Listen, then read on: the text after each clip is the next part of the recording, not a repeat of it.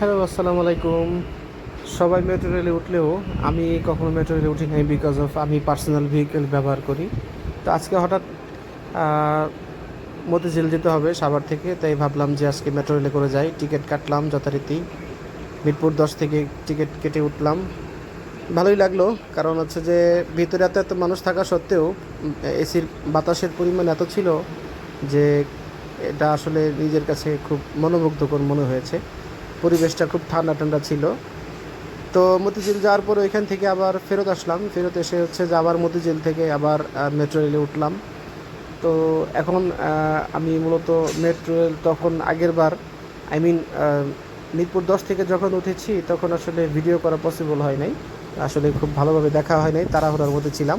তো এখন আমি হচ্ছে টোটাল জিনিসগুলো একটু ভালোভাবে দেখতেছি যে আসলে কীভাবে কী মেট্রো রেলে আমাদের সরকার কীরকম কাজ করছে, উন্নতি করছে, সেটা আজকে দেখলাম। এর আগে কখনো আসলে আমার মেট্রো রেলে ওঠা হয় নাই, এই জন্য বললাম যে যেহেতু আমি পার্সোনাল মোটর সাইকেল ব্যবহার করি, সব জায়গায় ওটা নিয়ে যাতায়াত করি।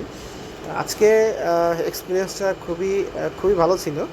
কারণ হচ্ছে যে এটা খুবই ফাস্ট অ্যান্ড সবচেয়ে ভালো লাগছে যে এসির ব্যাপারটা, ভিতরে প্রচণ্ড ঠান্ডা আলহামদুলিল্লাহ। কারণ এত মানুষের ভিড়ে যে এত মানে কার্বন ডাইঅক্সাইড নির্গত হয়, সেখানে ঠান্ডা মানে বিষয়টা অনেক খুব ভালো লাগছে আর কি, যেহেতু আমাদের পরিবেশটা গরম থাকে সব সময়।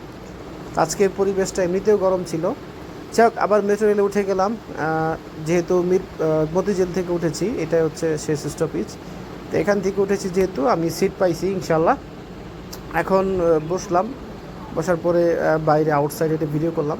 তো আমি এটা স্পিড যেটা কাউন্ট করতে পারতেছি সেটা হচ্ছে, ওরা যখন টান দেয় তখন হচ্ছে আস্তে আস্তে স্পিড বাড়ে, মোটামুটি 70 পর্যন্ত স্পিড হয় আর কি।